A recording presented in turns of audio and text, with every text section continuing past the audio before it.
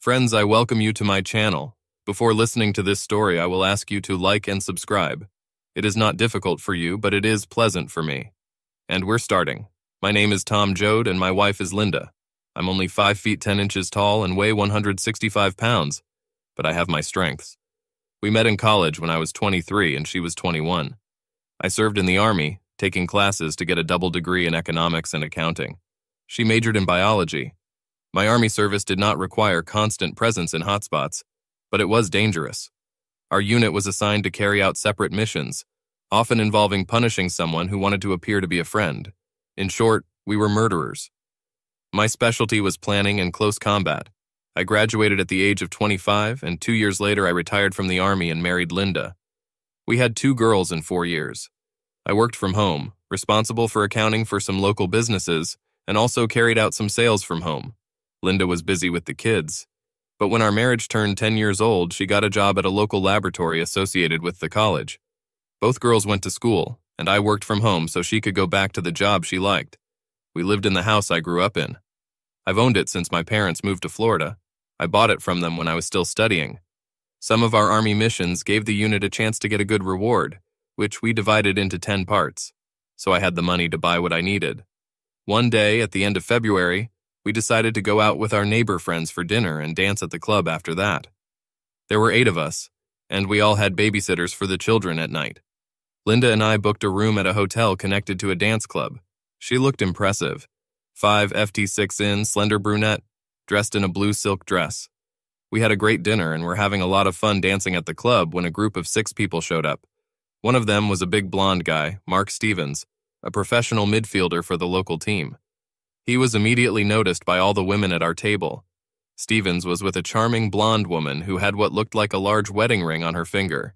They danced together. Our friend June said that she was the cheerleader of the team and she is engaged to Stevens. After they had been there for a while, I noticed Stevens looking at our table. He got up and walked towards us.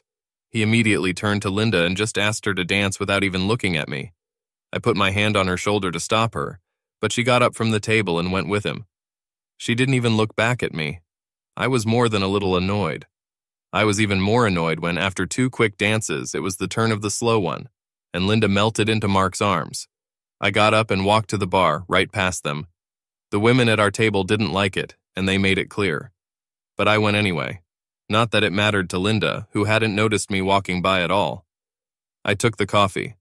When the slow act was over, they parted, and Linda returned to her table. I stayed at the bar and drank my coffee. I saw her look around for me and see me there. She looked a little worried. She sat down next to June. I approached, and as I approached, they both stood up. I asked, "Did you have fun?" "I'm sorry, maybe I got a little carried away." "Maybe so." June intervened. "Tom, it was just a little dance, nothing special." "I thought it was insulting to me," I said. I sat down. "June and I are going to the ladies' room. We'll be right back," Linda said. They left, and Mark left through the front door without the blonde. June returned, but Linda was not with her. I asked, "Where is she?" "Tom, Linda is not here right now. She left with Mark." "You're kidding." I ran outside and saw Linda getting into a red Escalade. The car started moving. I went back to the table. June was talking to the others at the table. "Did you all know what she was doing?" June said, "Tom, you have to let her spend the night. She'll come back to you tomorrow." "No, I don't need her to come back. Let her know about it when you talk to her. We're finished." When I said that, there was a general uproar at the table. They all thought I was being too harsh. So I barked at them. "I don't want to have anything to do with any of you anymore. You all knew and no one warned me, so maybe I could have stopped her." I went to the front desk, but I saw the blonde at the table with the other 4 who came with Stevens. She was crying. I came over. "Are you his girlfriend?" I asked. "Yes, I was his girlfriend. But not now." "Where did they go?" I asked. "To our house on Cherry Lane. He said he would never do it once we were engaged." "Excuse me, was that your wife?" "Was is the key word here," I said. "He'll finish with her in the morning and take her home. He likes to gloat over his husband." What a jerk. The other 2 guys, both big, one black, the other white, were offended by this. I ignored them. I gave May my business card and asked her to call me. She was smiling but crying. I walked away. I took my coat, but I left Linda's coat. I went to the hotel room and got my suitcase, but I left Linda's suitcase. I checked out. When I was driving home, I had a plan fully formed in my head. This has happened to me before when I was in the military. That's why I was still alive. I wish the plan had occurred to me before Linda left. I drove my car into the garage, went inside and turned on the security system. I went down to the basement and took out a rope that I had kept for many years. Then I went upstairs, took off my clothes, and jogged to the second floor. I took black underwear, a black hoodie, and dark gray sweatpants, old sneakers, and 2 pairs of gloves. I also took a balaclava. I put it all on and went up to the attic with a rope. I securely fastened it to the beam, as I did when I was a child. I climbed out of the narrow window and jumped down the side of the house. There was nothing on the other side but the forest. I ran and jumped over the side fence, down the path to the workshop located there. I went inside and took my backpack, some extra wool socks, a penknife, and an old hand axe that I had deep in my toolbox. I put it all in my backpack. Then I took my bike and pedaled towards the river through a small forest. I crossed the bridge over the river and headed for Cherry Lane. I saw a house with a statue of a football player and a red Escalade parked in front of it. I took an axe and a knife, jumped over the fence, and ran past the SUV. I used an axe to smash the passenger side window. The alarm sounded. Then I jumped out onto the porch and hid behind a pillar by the door. I didn't have to wait long. The light came on and the door opened. The jerk stuck his head out and used the keychain to turn off the alarm. He went outside. He had a semi-automatic pistol. I hit him on the head with an axe as he passed me. He fell and crawled. I finished him off with another powerful axe blow with 2 hands. I went back and closed the front door. I turned and ran away. I jumped over the stone wall and returned to my bike. I put on wool socks, put an axe, a knife, gloves, and shoes in a backpack and zipped it up. I jumped into the saddle and flew to the river. When I got to the bridge, I stopped and threw the whole backpack as far as possible into the river, which was quite far away. It had rained the day before and the current was fast. I rode my bike back towards the house through the nearby woods to the workshop. I went inside. I took off my socks and put on another pair of sneakers. I sprayed the handles and pedals of the bike with ammonia solution and wiped them off. Then I ran back, jumped over the side fence, and climbed the wall of the house again. It wasn't as easy as I thought, but I managed and climbed through the small window. I pulled up the rope and rolled it up. I wiped the windowsill with a rag and ran with a rope to the basement. I took off all my clothes, including my mask and gloves, and put them in the washing machine. Then I took a shower in the basement bathroom for a while, washing everything twice. Once that was done, I put on my gym shorts and went upstairs. I left the basement door open so I could hear when the washing machine stopped. I thought about it and put on the clothes I was wearing at the club the night before. I went down to the basement and put my wet clothes in the dryer. I went upstairs, made snacks, and drank a glass of whiskey. Then I sat for a while, thinking it over again. When the dryer stopped, I took the clothes upstairs and put everything in its place. The balaclava went to the back of the closet, where I always kept it. I looked at my watch. It was 2:50 a.m. All this, starting from the moment I entered the house after returning from the club, began at midnight. I went downstairs, sat on the couch, and drank more whiskey. I fell asleep. I was woken up by the doorbell at 6:02 a.m. I looked at the door camera display and saw 2 people, an African-American woman and a white guy with short hair. The cops. The doorbell rang again and I opened it. "Who are you? You look like a policeman," I said. "I'm Detective Asper and this is Detective Logan," the black woman said. They flashed their badges. I made an uncertain face. "Is that Linda? He didn't hurt her, did he?" "No, she was not physically injured. But Mr. Stevens was attacked. Can we go inside?" "Of course. Where's Linda? Did you bring her with you?" The white detective said. "No, sir, she's in the hospital being treated for shock." I paused for a second. I was just looking at them, and they just looked at me. "Have a seat," I said, pointing to the sofa, but they were sitting separately on 2 straight-backed chairs. "That's why I used the sofa." "I think you should explain what happened," I said. "What have you been doing since your wife left the club with Stevens?" It was Logan again. "Just tell me what happened, okay?" Asper replied. "No, you should just answer the question." "I went to our hotel room, picked up my things, checked out and drove here. I got drunk to fall asleep on this couch. You woke me up. Is there anyone else here?" "No, the children are staying at the nanny's for the night." "Have you made any calls?" "You wrote to someone, you know, to prove that you were here?" "No, but I didn't go anywhere." Asper looked around. "I see you have a security system. What does it include? It covers all the doors. I think I can prove to you that I was here. Let's go upstairs. They followed me to the office upstairs, and I sat down at the computer desk. I showed them the system, and they watched me upload data from 6 p.m. until the moment they arrived. I gave them a quick preview. The system was focused on all 3 doors, the front, side, and sliding door to the patio leading to the pool. The side I went down had no door, faced the forest, and it had 2 large windows, none of which opened, so there was no surveillance there. We're going to have to take this computer, Logan said. Why? You saw how I downloaded the security data. Because you could have ruined it before we got here. Okay, but I can't give it away for more than 1 day. This is a work computer, and I need it. I have a replacement, but it won't be for long. Look at me. I'm going to upload something to this external drive, including what I just gave you. And I did it. They wanted to look around, and I let them, but insisted that they stay together and be with me. They took a few pictures and then left. It was 7:10 a.m. I called Linda's parents. Their names were John and Stephanie, and they lived next door. But at that moment, they were in their lake house. I told them what happened and that the police said Linda was in the hospital in shock. John was just stunned by what Linda had done. Stephanie probably wasn't that surprised. Stephanie asked, "Are you going to see her?" "No, I'm sorry, that's why I called you. I really don't want anything to do with her after what she did. It's bad that the guy was attacked, but it's not my fault. Obviously, he's done this kind of thing many times. When she gets out of the hospital, she needs to stay away from me and from home. We can arrange for her things to be moved." John said, "Why don't you move in and she stays? The children have lived there all their lives. This is my house. This is not a joint property acquired in marriage." John was a lawyer, and I assumed he would try to come up with something. I just had to wait. He said, "That's pretty cruel, Tom. Not as cruel as what she did to me." That was the end of the conversation. Then I called my parents in Florida. I told them what had happened as best I could. They were also shocked by Linda's behavior. My dad turned on the TV and told me there was news about Stevens. They said that he was attacked and killed in his house. This is not news to me.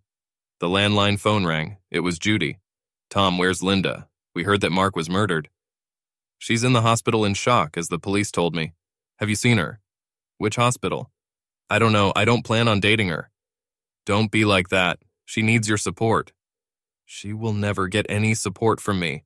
I don't care if her big night was ruined, if it was ruined. I'm going to visit her." "You're a pig. Did you kill Mark?" "No, but I don't regret it. Good riddance." Judy hung up the phone. I showered again and got dressed to go pick up the kids from the babysitter. It was about 8 o'clock. When I got there, I found that they hadn't heard anything about the evening's events. We went home and they wanted to know where Linda was. I said, "I don't think she'll be here today. She has something she needs to do. We'll just spend the day without her, get dressed for football." I took them to the soccer complex, where they had games at noon and at 1:30. I was pretty relaxed watching them play. Michelle, the youngest, was pretty good. Laura wasn't that strong, but she tried very hard, and it was a good exercise for them. After the games were over, we bought ice cream and went home. There were several messages on my mobile phone. I had the sound turned off while I was walking with the girls. One was from Linda's parents, who informed me that she was in St. Jude's Hospital and was not responding to anything. One was from a doctor at the hospital he asked me to call. One was from Judy. She told me that Linda had been to the police and hadn't spoken to anyone. She said I should probably cool off and bring the girls to her. I told the girls that their mother was in the hospital and that she was not injured, but was emotionally traumatized by something that happened last night. They wanted to know what had happened. I told them, "Your mother went to his house with a famous football player last night to make love. There's no other way to say it. I thought about hiding it from you, but I figured you'd find out. While she was there, someone attacked a football player, but obviously not her. But she must have found him or something because she's in the hospital in shock. They weren't sure if they wanted to go to her, but I told them to get dressed and we went. I called Dr. Laura Thompson back. She said that Linda was traumatized and was in a catatonic state at the moment. I asked her about bringing the children. She hesitated. The doctor asked, "Are you going to visit her?" "I really don't want to see her at all. I suppose you know why. But I can bring the girls if you think it might help." "Do they know what happened? I mean about the surrounding circumstances." "Do you mean the bed between Linda and the football player?" "Yes," I told them. "They're dressed and ready to go there if you think it might help Linda." "Okay, I'll meet you in room 311 in 30 minutes, she said. We went there. Dr. Thompson was in her late 40s and she was a psychiatrist. We talked for a while and then she turned to the girls. She said their mother went through a real shock and didn't seem to realize what was around her. She said meeting the girls might help. Did they want to see her? They did just that. I walked them to the door and looked inside. Linda was sitting on the bed staring at the cartoon TV. The girls approached her hesitantly. Laura, the oldest, touched her hand and called her mom. Shelley followed her. But there was no reaction. Shelley started crying. I went up to her, picked her up, and looked at Linda. Nothing. I took Laura's hand and led them to the exit. Well, we tried, I said. Will she wake up? Laura asked. Of course, someday, I said. Maybe you can visit her again soon. Maybe when she wakes up, you can see her. What if she doesn't wake up? Shelley whispered. I was comforting. She'll wake up, I know that, maybe not soon. The doctor said, Girls, I will definitely let you know when she comes to her senses after that. We left the hospital. Both girls were crying in the car. Maybe I shouldn't have taken them. I just wanted to see Linda and see if their presence would help. Despite my rude reaction to her cheating, I didn't wish it on her. I felt bad about it, even though she deserved to suffer. But not like this. I felt tears running down my cheeks. When we got home, I made scrambled eggs and toast for them. I deliberately involved them in cooking, pretending that I needed help. It seemed that the opportunity to command me cheered them up. Then I turned on a movie for them. I went into my office and called my friend to see if I could get any information about what happened at Stephen's house after I left. He was a public defender, and he was good at his job. He said I wouldn't be able to get the police reports, but he had an idea. Ambulance mileage reports were publicly available. I asked him to answer if he could, and we hung up. I went into the living room and absently watched a movie, thinking about what might happen. An hour later, my lawyer friend called back. He said he had emailed me information about the ambulance call. I told him about the police visit. He said that if the security system showed that no one had come or gone, I probably had nothing to worry about. But he also said that the police might get a search warrant or want to talk to me again. He recommended a lawyer to me, if necessary. I didn't think I needed a lawyer, but I called this woman anyway after I saw the ambulance report. The police found Linda with Stevens's head in her lap. She was covered in blood, wearing only a thin robe. She kept saying, "No, no, no, no," over and over again. The police picked her up and put her in an ambulance. She didn't react when the ambulance arrived and all the way to the hospital. An officer rode with her, asking if she had seen who had done it, but he didn't get any response. It made me sick, and it made me wonder if she would ever get better. I searched for PTSD, post-traumatic stress disorder. I've searched for it before, for myself. I have studied the shock-induced catatonic state. It seemed that people usually recover from a catatonic state, but can suffer from PTSD for years. The lawyer, Joan Drake, made an appointment for me on Monday morning at 09:30. She gave me her mobile number in case the police arrived earlier. They didn't do it. The girls and I spent Sunday loafing around. I tried to convince them that Linda would come back sooner or later, but would still need our help. As for me, I wondered what her reaction to me might be when she got it. I was pretty sure she hadn't seen anything, and if she really saw something, it would only be a man in all black and wearing a mask. But maybe she'll assume that I did it. I did not know. I didn't think she had any experience with me that would allow her to seriously think that I was capable of doing what I actually did. I took the girls to school on Monday. I've been following the coverage of Stevens's murder on the local news. Linda's name was not mentioned, but it was said that Stevens was hosting a married woman when he was attacked right outside his home. A neighbor called the police in response to Linda's screams. So far, no one except the authorities has linked Linda or me to the murder, but I assumed that this would change over time. Joan Drake was an elegant blonde about 45 years old. She was also pretty sharp, just like my friend said. I told her the story from the beginning and gave her a copy of the ambulance report. She was shocked. She stared at me. I looked back at her and just said that the police had a copy of the CCTV footage and that it had not been tampered with and showed that absolutely no one had entered or left between when I returned home and when the police came. I asked her to return my computer because I needed it for work. I gave her an advance and listened as she called the police station and asked for Detective Asper. "Hello, Detective," she said. "This is Joan Drake. I'm calling about Tom Joad. I want to know if I can get his work computer back." "No," I think you had enough time to see if there were any changes. You know there weren't any. Okay, I'll send someone tomorrow morning to pick him up from you. No, I'll send someone from the office. He won't come. I raised my hand. I mouthed it. I'm a prince. She nodded. Okay, he'll be there. 9 o'clock. When she hung up, I told her that I would not talk to the cops and that I would have my phone with me to record conversations, if any. I left. In the afternoon, the girls returned home from school and immediately asked about Linda. I have already called the doctor and no significant changes have occurred. They went about their homework. Pizza was delivered to us later. I told them that if their mom didn't come home soon, I'd have to learn how to cook. This caused laughter. I'm actually a good cook. I've just never done it at home. When her sister went upstairs, Laura asked me if I could forgive my mom for sleeping with another guy. Maybe, I said. I really don't know. Right now, I just want her to get better. Then the landline phone rang. It was Jim Beeman from the newspaper. Mr. Jode? This is Jim Beeman from the Tribune. Hello. We have information that it was your wife Linda who was with Mark Stevens when he was killed. Can you confirm this? I would not like this to become public. My 2 children are in school and they might have problems if this comes up. Jim said, So you confirm it. How do you feel about the death of your wife's lover? I understand what you're getting at. If anything you publish causes any harm to my family, I will act against you and your newspaper. It's going to come out, Mr. Jode.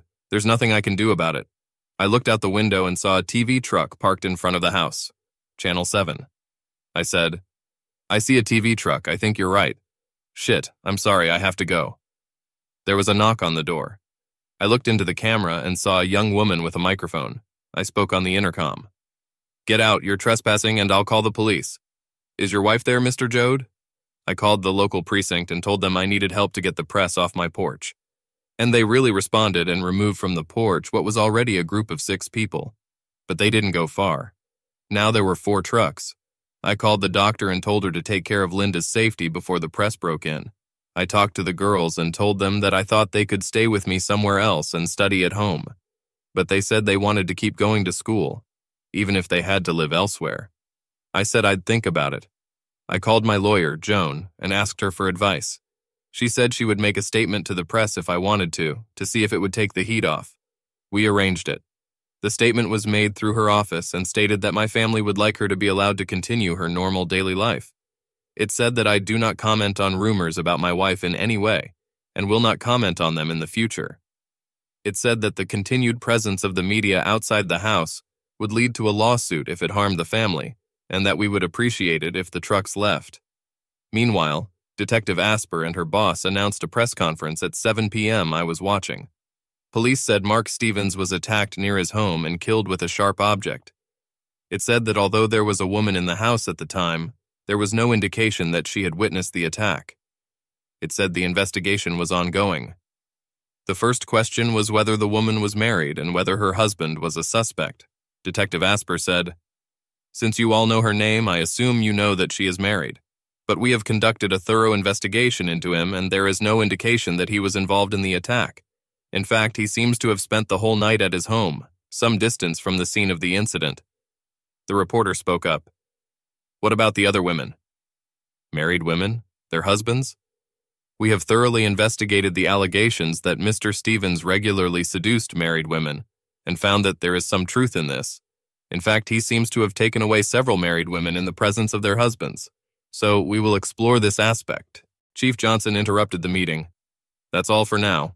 If we have anything else before our briefing on Wednesday, we'll let you know. And the police left shouting.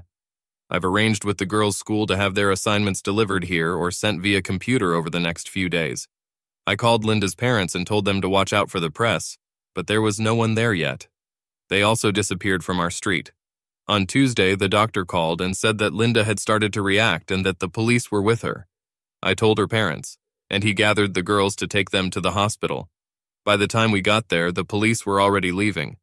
Detective Asper said she would like to talk to me after our meeting with Linda. I agreed. Linda still seemed stunned. She greeted the girls with a smile and hugged them. But she wasn't looking at me. The girls told her about the TV trucks and the school. But then Linda seemed to doze off, and the doctor said we should let her sleep. Her parents were outside talking to the girls when I went to see Detective Asper. She seems to be recovering, Asper said. Maybe. I don't know, really. Are you going to take her home? Until she gets better, and then I'm sure we'll break up. Asper said, I think you should give her a break. What other punishment could she have received besides what happened? It's not about punishment. It's a matter of respect and trust. I will never trust her, and I will never respect her, and maybe she'll never respect me either. Asper smiled. She may be afraid of you. She may not trust you either. You're just trying to trap me. You know very well that I had nothing to do with the attack on Stevens. I know that you have an army background. I know you had an impressive reputation in the service. So maybe some ordinary guy couldn't do it, but maybe you could. I didn't do it. Point. You know, we have video from the home surveillance camera from Stevens' house. It's not my problem. I wasn't there. I'll see you later. It sounded like a threat. Over the next few days, Linda gradually regained some semblance of normal behavior. I brought the girls every day, but I didn't spend much time in the room with them. Linda was supposed to be discharged on the 4th day. She asked to talk to me alone, and I sent the girls away. I'm sorry for what I did, putting you in such an awkward position. I don't think an apology is going to help, Linda. I can't tell you how humiliating it was for me. It's in the national news now. I'd like to come home when I'm discharged this afternoon. She sat down on the bed and moved to a chair. Can I go back home? You know, the media is there, and they will follow you from here. I don't want the girls' lives to be ruined anymore. Maybe I can sneak out. Now I looked at her for a long time. You're certainly good at sneaking away. She didn't look up. I said, I'll contact security. I can't say that I want to be with you, but maybe I don't have much choice right now. I didn't want you to get hurt. I thought you loved me and you could get over it. Or, in fact, I hadn't thought about it at all. Did he use you? No. I looked at her closely and realized that she was lying. You see, I can't say that I believe you or would believe anything you tell me. In fact, I'll never be able to trust you again, but we can see how things go. Okay, I love you. I just turned around and walked out. I went to the hospital security office and arranged for a car to pick up Linda behind the building and take her to my house. It was scheduled for 4 p.m. Everything went off without a hitch, and she returned home around 4:45. The children and her parents were there with me. I made myself a bed in my office. Linda will sleep in our room. The rest of the day was, to put it mildly, very awkward. Her parents didn't quite understand how to behave in this situation. Linda, her mom, and the kids were playing Monopoly in the living room. Her father wanted to talk, so we went to the patio. John asked, "What are you going to do, Tom?" "I really don't know, but there's a good chance we're done. You have to try to forgive. You've loved each other for so long, and you have a wonderful family." "I know, but I wonder if we really loved each other for so long. If she loved me, she would never have done that." "She said they didn't have sexual intercourse." "That's what she said. How should I know? She was there with him for quite a while." "Does it really matter?" "She would have done it, we all know that." "Well, it might have made a difference if he hadn't used protection. She may have an illness or she may be pregnant. He didn't like the idea." "She can stay here for now, but you may want to look for some other solution soon." We went back inside and all ate pizza together. Her parents have gone home. As far as I know, they didn't discuss Mark with her. When we were putting the girls to bed, Laura asked Linda why she went to make love to Mark. "I'm so sorry. I was weak and I was wrong. But I don't understand. He's just a football player. I saw him. He's not our dad." "No, not dad. I'll talk to you about him later when I find out more." The girls went to bed and Linda went down to the kitchen. I followed her about 10 minutes later. Meanwhile, I called my friend, a public defender, and asked him about the autopsy report. He said it was also a public document, and I asked him to get it if he could. Linda was drinking Pepsi. Alcohol was not recommended to her because it could lead to a relapse. She asked, "Do you sleep in our room?" "No, in the office." "Well, welcome anytime. We just have to take a look. I don't see a way forward for us right now, but it all happened just this week. I can be patient." "Really?" I didn't notice. I went up to my office and went to bed. I didn't sleep very well and got up at 5 a.m. I made coffee.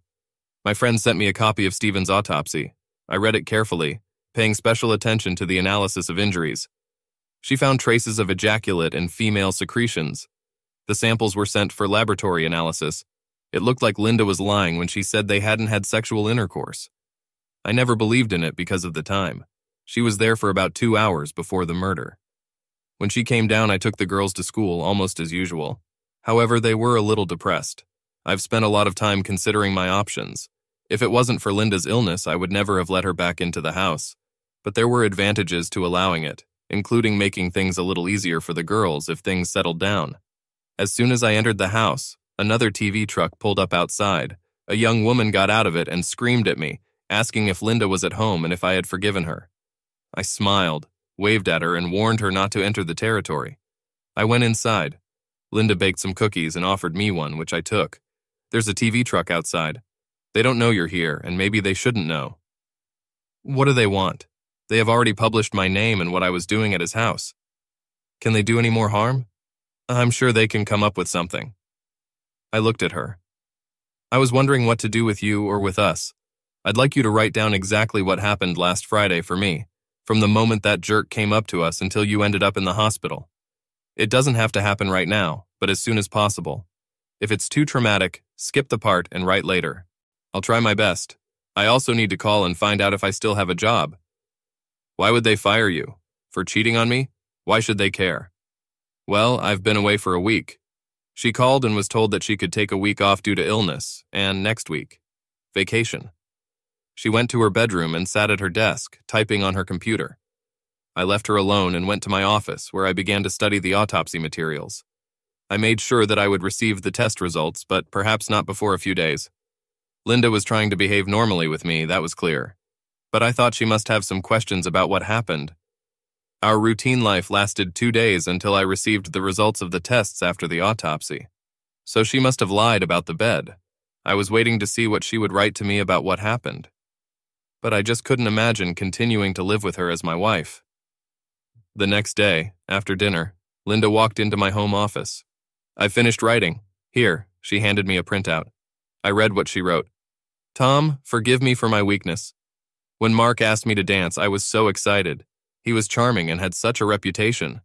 When we danced, I really didn't think about anything else. When the slow dance started, I just found myself at his mercy. He pulled me to him and he was big and hard. To be honest, I would have used it right there. I do not know why he was so attractive to me, but he was. He told me to slip out the side door and we'd go to his house. He said I would have the best experience of my life. I believed him. When the dance was over, I went back to our table and you weren't there. I've arranged to go to the women's room with June. When you came back, I saw that you were very angry. But I thought you'd get over it eventually, and I wanted Mark so badly. So I went out the side door and we drove to his house.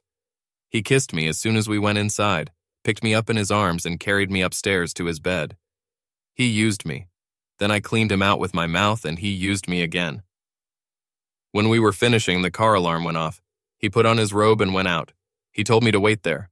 I looked out the window, but I couldn't see anything over the roof of the porch. I saw someone running away dressed in black. The man jumped over the fence. I found a robe and went down to the front door. He was lying in the driveway. I ran up to him. His head was smashed.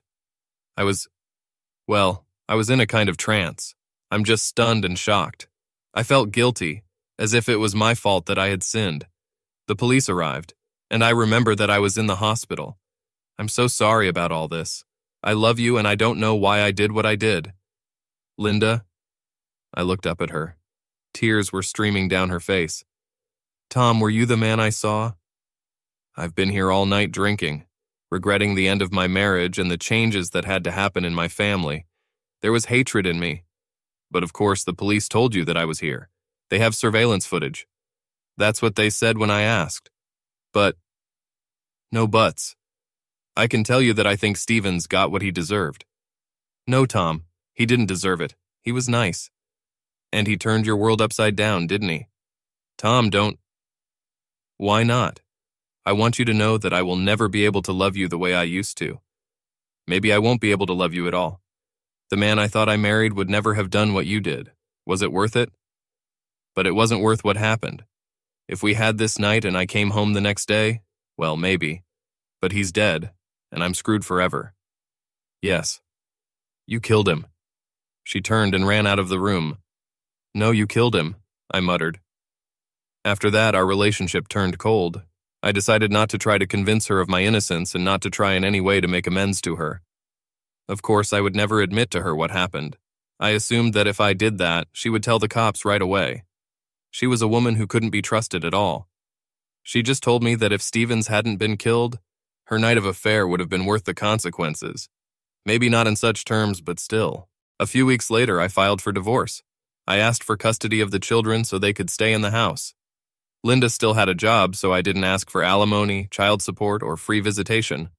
Linda recovered well enough, and I insisted that she move out.